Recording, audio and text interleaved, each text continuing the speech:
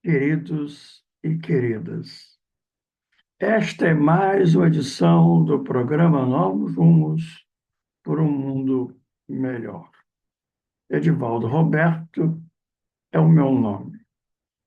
Retomando a edição de 15 dias atrás, quando comentamos os tempos atuais, tomando como uma das referências o Livro dos Espíritos, pergunta 1009, quando Paulo, o apóstolo, assim diz: a ideia do inferno, com as suas fornalhas ardentes, com as suas caldeiras a ferver, pode ser tolerada, isto é, perdoável, num século de ferro. Porém, no século XIX, não passa de vão fantasma, próprio, quando muito para amedrontar criancinhas, e que estas, crescendo um pouco, logo deixam de crer. Destaco a afirmativa que vem agora. Se persistirdes nesta mitologia aterradora, engendrareis a incredulidade, mãe de toda a desorganização social. Tremo, diz Paulo, entrevendo toda uma ordem social abalada e a ruir sobre os seus fundamentos.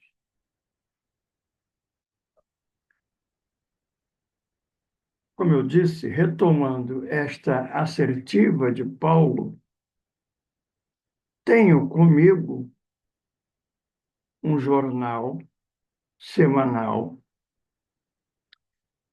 Quando nele escreve um escritor, jornalista angolano, José Eduardo Aqualusa. 15 dias atrás, referi-me a ele. Retomo.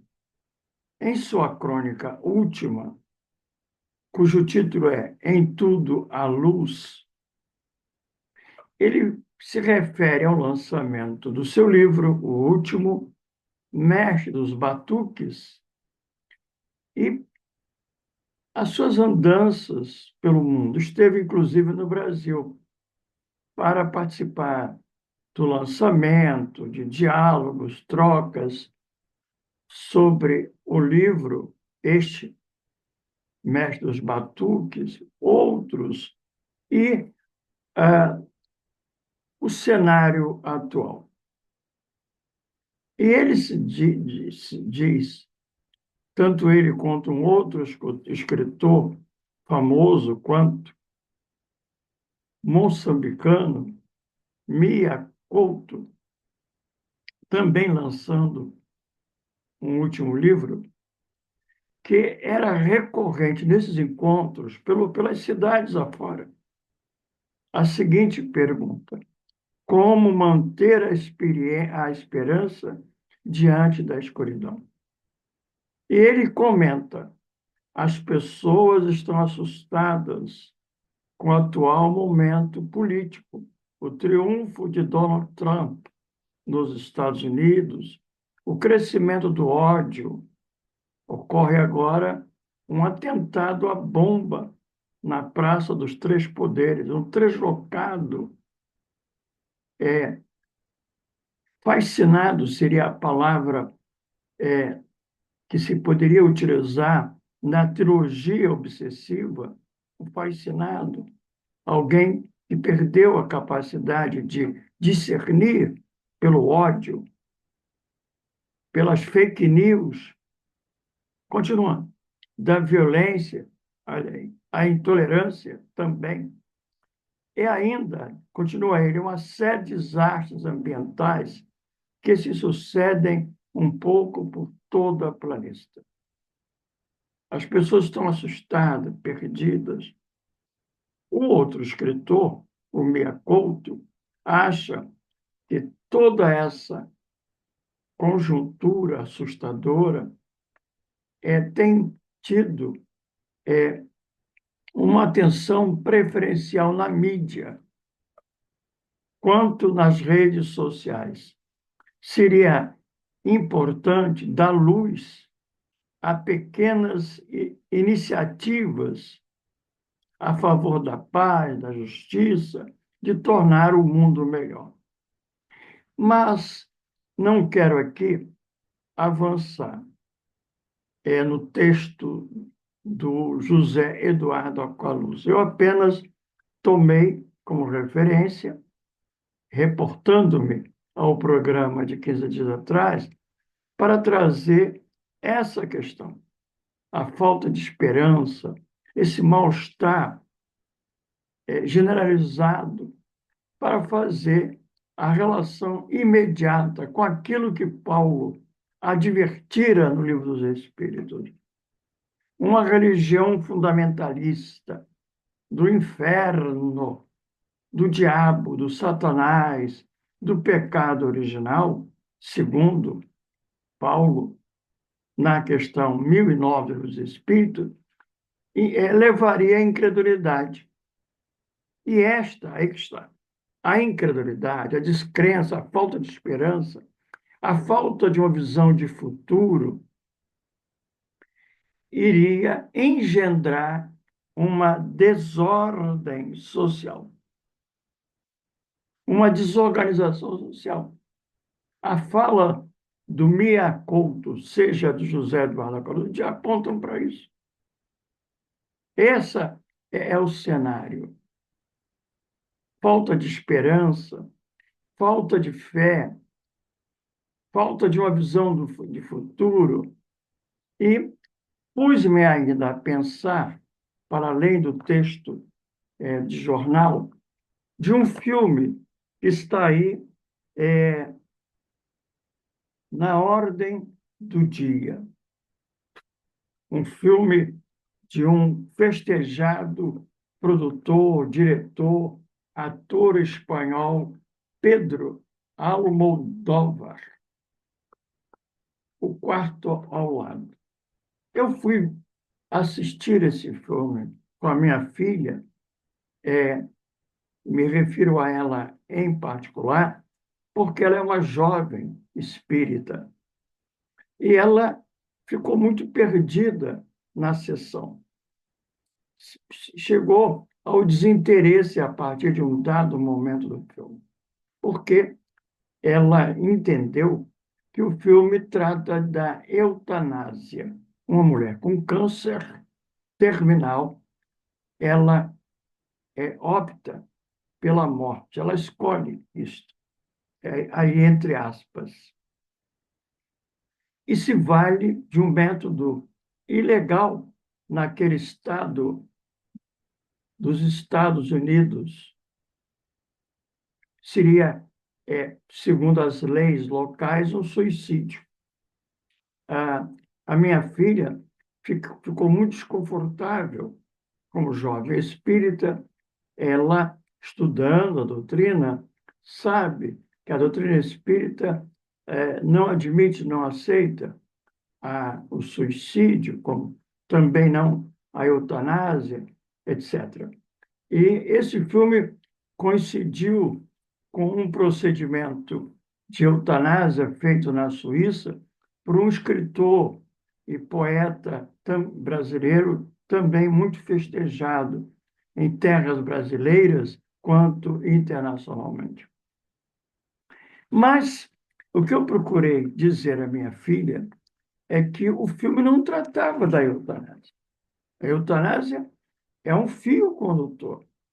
Era preciso ir além. O filme traz exatamente o que o Mia Couto e o Aqualusa estão trazendo: desesperança, descrença, incredulidade. O filme fala exatamente desse momento histórico no qual estamos, essa quadra histórica, que não começou agora. Começou exatamente no século XIX, como aponta Paulo no livro dos Espíritos. Começou lá, exatamente lá, no, no momento em que a razão liberta-se das algemas do dogmatismo religioso medieval, daquela religião do inferno, da caldeira fervente, do tridente do Satanás, do pecado original, e, colocando a fé ao chão, traz uma filosofia nadaísta, pessimista, porque é a filosofia da morte como um fim. O homem vive, o homem cresce, sonha, como diz Allan Kardec, no primeiro capítulo do livro Céu e Inferno, ele trata desse tema. E depois, quando é alcançado pela morte, ser ou não ser. Então, o que o filme traz é toda uma análise maior de um modus de vida, de concepção de mundo, de uma cultura que nasceu quando se decretou a morte de Deus. E, por consequência, no século XX, no século passado, tivemos a morte do homem, a desumanização. O homem foi reduzido a um corpo, a uma existência berço-túmulo.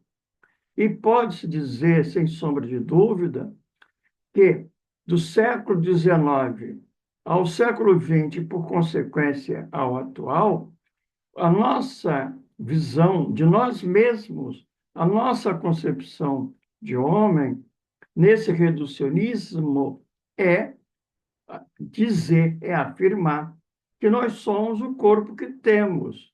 A psicossíntese do psicólogo italiano Roberto Arcigioli chama isso identificação. Em verdade, eu tenho um corpo, mas efetivamente essa cultura alterou essa expressão. Eu sou o corpo que tenho. Eu não sou uma subjetividade, pensamento, sentimento, vontade, espírito, constitutivo do espírito, antes do berço e pós-túmulo, como diz a doutrina. Não é isso que a sociedade acredita. Ela está presa à impermanência. Ela olha em redor e tudo está se acabando. No filme, isso fica retratado não apenas na doença terminal que uma personagem experimenta, mas num diálogo entre a companheira daquela portadora do câncer e um amigo, que é um homem que luta pelo meio ambiente, pela preservação ambiental, mas ele carrega desesperança e até uma certa raiva, um mal-estar, porque ele também está falando da impermanência, tudo vai acabar. Ele diz, o que ele narra é uma catástrofe, o mundo vai explodir se o homem continuar fazendo o que está fazendo, devido aos interesses econômicos, mantendo, por exemplo, a indústria petrolífera à larga, solta, o efeito estufa, as crises climáticas e tudo mais. Então, ele está falando da impermanência. Para ele também tudo vai acabar. Não é só aquela pessoa, o que vai acabar. O mundo vai acabar. É essa a ideia. E nessa ideia de que tudo vai acabar, é, com um olhar para nós mesmos centrado na impermanência, nós somos aquele que acaba, que vai embora, construiu-se uma filosofia de prazer como mecanismo de fuga, um conceito falso de felicidade, assentado no consumismo, no dinheiro, no poder. É nisso que está. Então, nós estamos trazendo exatamente isso de volta, porque nós estamos hoje próximo do dia 23 de novembro, que é uma data importante, porque nela nascera Amélie Boudet, esposa de Allan Kardec. E ela não é sempre devidamente lembrada, pouco ainda conhecida.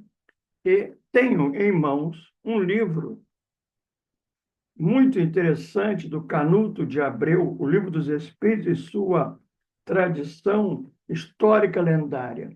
Ele fala do lançamento do Livro dos Espíritos no dia 18 de abril de 1857, numa manhã, numa livraria em Paris. Era primavera em Paris e se faria primavera para o mundo. Da vitrina daquela livraria para o mundo lançou-se a luz do entendimento. E, naquela mesmo dia, à noite, o casal Allan Kardec e Amélie Boudet recebe em sua residência na Rue des Martyrs, número 8, uma recepção. Recebe uma vintena de pessoas. O pequeno apartamento não comportava mais do que isso, para uma troca, uma conversação e uma comemoração. Aquelas 20 pessoas que ali cabiam, todas colaboraram, direto ou indiretamente, para o lançamento do Livro dos Espíritos na sua primeira edição, 18 de abril de 1857. E é nessa conversa que se estende noite adentro, ao seu final, quando as pessoas estão se preparando para saírem, retornando aos seus lares, eles são chamados a um momento de reflexão. E se faz uma mensagem psicofônica do Espírito Luís de França, e ele fala da missão, das tarefas que cada um cumpriu, que eles foram adredemente escolhidos e que agora estão marcados pela doutrina espírita. Uma coisa é ser escolhido, o outro é ser marcado, é ter compromisso como eles tiveram com a tarefa que lhes cabia fazer. E nessa mensagem que lhes é dirigida aos 20 ali presentes, fala-se de uma batalha. A mensagem é a verdade, a batalha da verdade. E qual é o grande inimigo? O materialismo. Então, veja, desde aquele dia inaugural, quando se fez primavera no mundo, trazendo o entendimento que essa é a missão da doutrina espírita, a verdade, o inimigo dessa batalha é o materialismo, que também nascera naquele século, na sua segunda metade, fruto de uma ciência negativista, de uma filosofia nadaísta, porque se colocara de maneira reativa. Na grande arena dos interesses humanos, das questões humanas, a ciência surge como um gigante, um colosso, queria derrotar por abaixo a religião velha, dogmática. E, ao fazer isso, nesse embate, no frigir no fragor dessa batalha, o que é morto é Deus, que é colocado como peça de museu. Há uma ingenuidade ao entender que a razão poderia conduzir o homem, como fez a lua, mas também levaria o homem a encontrar-se a si mesmo nas terras do próprio coração e ser feliz, o que não aconteceu de fato. A ciência trouxe uma tecnologia, agora fala-se em inteligência artificial, mas trouxe a morte, não apenas da guerra terrível, a segunda, que terminara com bombas atômicas, e estas permanecem nos ameaçando, mas a morte do sentimento, a razão transformada em tecnologia, ela esfria-nos os corações, e somos duros, damos-nos a violência, a agressividade, falta-nos ternura, e é isto que a doutrina espírita vem, na hora aprazada, entrar como uma cunha nessa batalha entre a velha religião e a nova ciência para propor uma nova síntese. O homem tem um corpo, ele não é o corpo, mas o corpo lhe é importante. A encarnação é abençoada, ela não é um castigo, ela não é um exílio, ela não é uma condenação por conta de um tal pecado original. Bem, nós estamos aqui a concluir esse primeiro bloco, tá? Deixando uma reflexão nesse momento, o papel da doutrina espírita, mas ao mesmo tempo, prestando homenagem a Amélie Boudet. 23 de novembro é a data do seu nascimento, em 1895, 9 anos mais velha do que Allan Kardec. Eles se encontram e ambos professores amam-se e assim estabelece uma união conjugal que é também uma união de corações e de ideal. Estamos a saudar Amélie Boudet pela data do seu aniversário, 23 de novembro. Aqui vamos fazer um breve intervalo e retornaremos ao segundo bloco.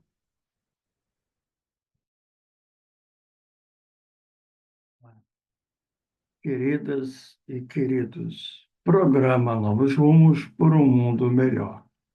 Edivaldo Roberto é o meu nome. Este é o segundo bloco. Estamos conversando, tomando como referência uma data, 22 de novembro.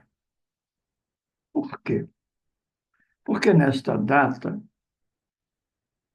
em 1795, num domingo, na zona suburbana ao sul de Paris, nasceu Amélie Gabrielle Boudet. E aqui cabe retornar ao primeiro bloco, fazendo a devida correção. Em verdade, a data de nascimento de Amélie Boudet é 22 de novembro de 1795, no período da Revolução Francesa. Certamente eu cometi esse erro porque a instituição Cooperadoras do Bem Amélie Boudet, com sede em Vila Isabel, no Rio de Janeiro, vai se reunir no dia 23, por razões óbvias. É um sábado, e aí vai ser possível se confraternizar, se reportar a essa data tão importante. E é preciso considerar que, na história do Espiritismo, poucas mulheres foram aquelas que se destacaram, sejam como intelectuais ou ativistas. Também essa cultura do patriarcado generalizada nos alcança no movimento espírita. Historicamente, durante anos a fio, a mulher era dada o lugar de cuidadora. Se não era intra paredes domésticas, era na casa espírita num papel secundário, de organizar chás beneficentes, cuidar das práticas da chamada da caridade, eventos promocionais. E este não é o caso daquela que se tornou conhecida como Senhora Allan Kardec. Para além disso, ela foi Senhora Allan Kardec, sim, mas não num papel coadjuvante. Ela foi parceira, companheira afetiva, mas companheira dos ideais que o professor Hippolyte Leon de Rivaio abraçou desde a juventude. Ela era filha única, foi educada como todas as mulheres de sua condição econômica, provavelmente no colégio interno, o que se tornava comum à época, e ela formou-se em professora com diploma de primeira classe. Ela estudou na Escola Normal Leiga, de orientação pestalozziana, situada no Boulevard Saint-Germain, em Paris. Ela exerceu sua atividade. Além disso, foi poetisa, artista plástica, com produções de obras artísticas, pintura, a óleo, pastel, foi professora de letras e belas artes, no meio cultural, nos saraus artísticos e literários, muitos comuns à época, tornou-se conhecida como Amélie Boutet. Escreveu 3 livros, enfim. Ela tinha toda essa atividade quando, talvez, em um desses saraus literários, ela e Allan Kardec se conheceram e ele, com 25 anos de idade, ela 9 anos mais velha. E ambos abraçaram o ideal comum da educação nas bases de Pestalozzi. Se dedicaram a empreendimentos educacionais, se dedicaram à causa da educação, portanto, eram parceiros, companheiros de ideal, de objetivo de vida. E mais tarde, quando o professor Diniz Ribeiro, ele toma a sua segunda vocação, aquela que o levou a codificar os livros da doutrina espírita, ela lá estava com ele o tempo todo, para e passo, companheira, amiga, colaboradora. E quando ele desencarna antes dela, ela lhe assume o lugar.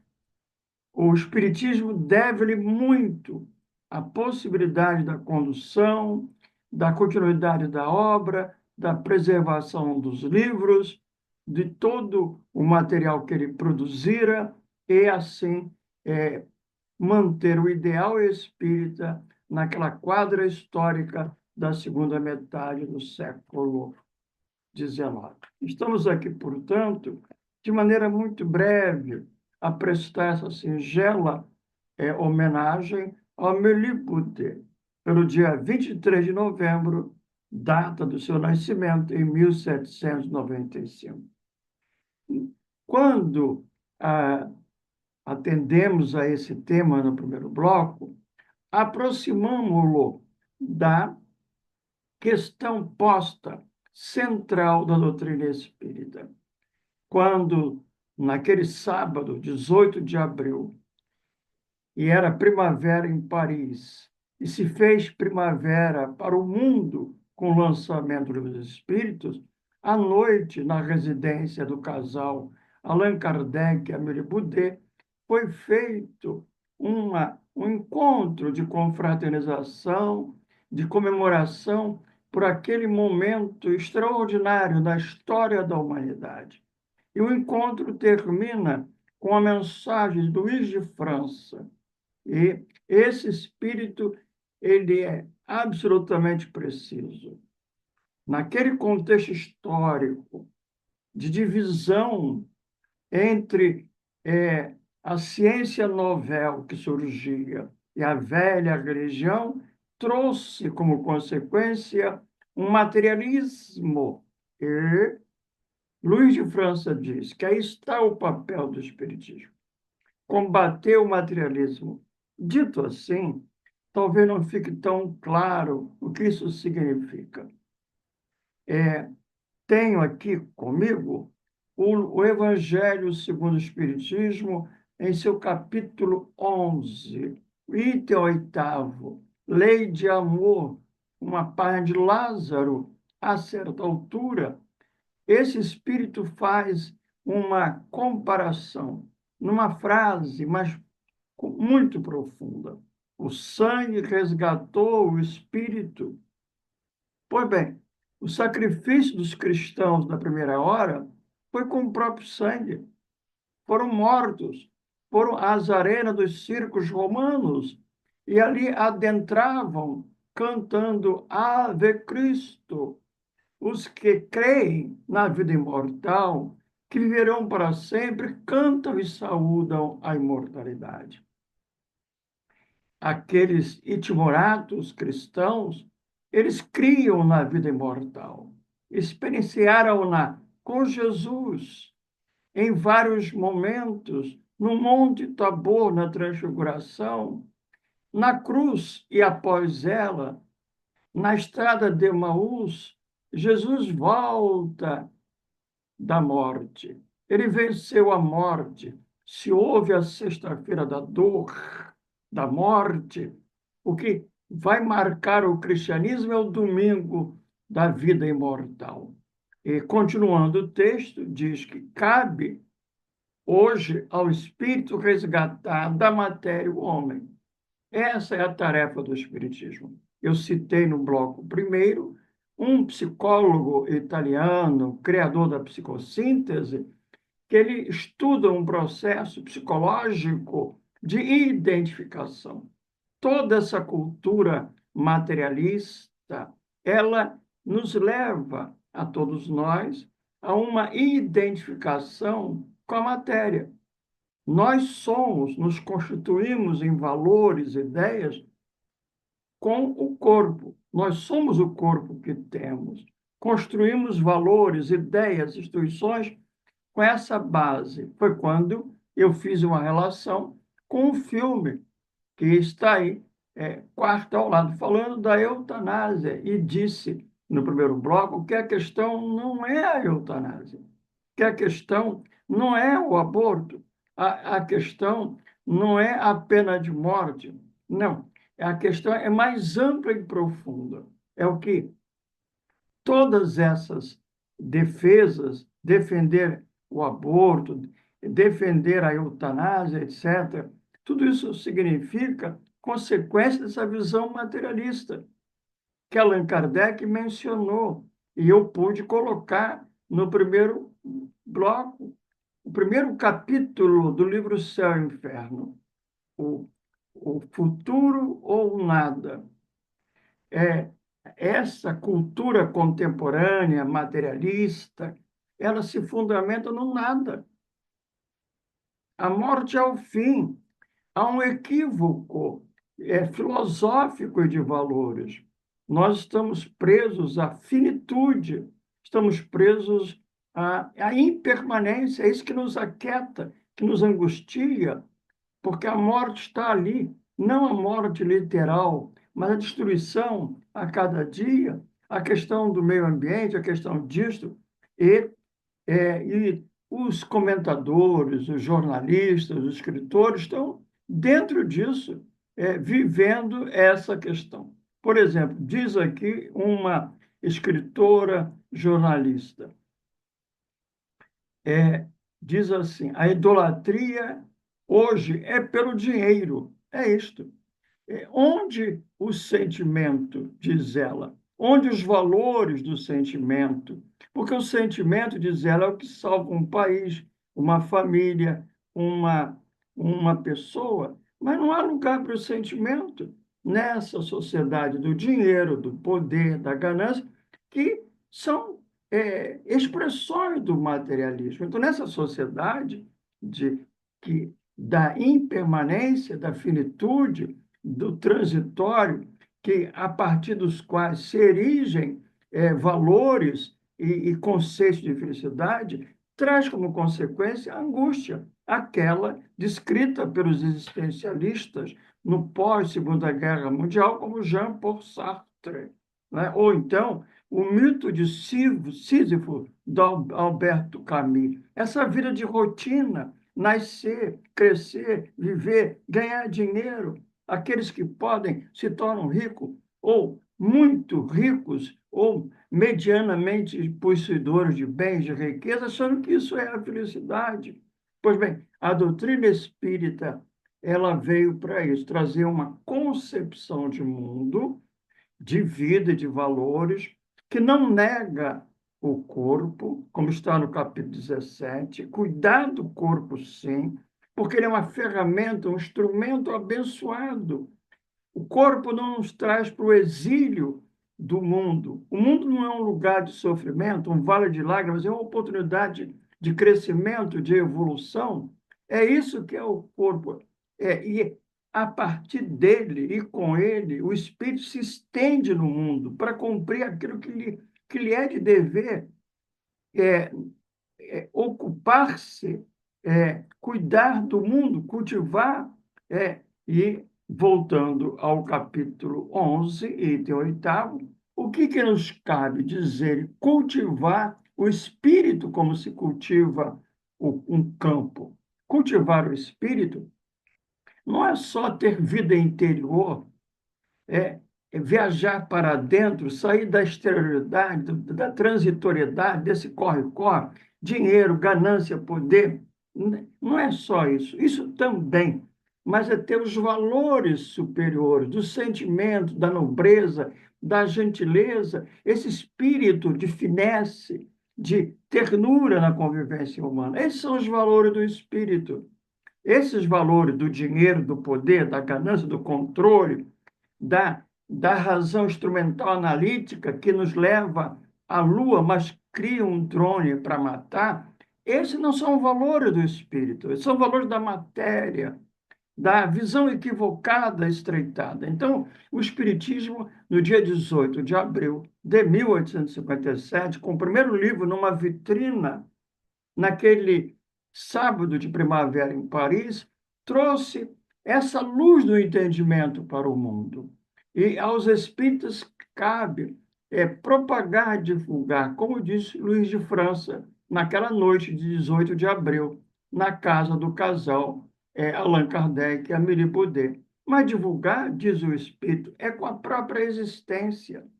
Não é no discurso da palavra, é numa outra forma de estar no mundo com o outro, abraçando esses valores do espírito.